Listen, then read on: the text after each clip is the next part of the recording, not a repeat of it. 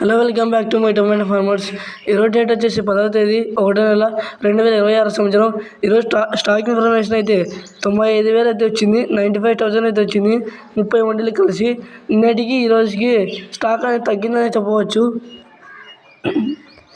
ఎందుకంటే only quality రోటే వస్తున్నాయి కాబట్టి స్టాక్ తగ్గింది. అన్క్వాలిటీ అనేది ఫార్మర్స్ అనే వాళ్ళు తీసుకురాలేదు, ఎందుకంటే అవి అన్క్వాలిటీ ఇది వెళ్ళలేదు కాబట్టి.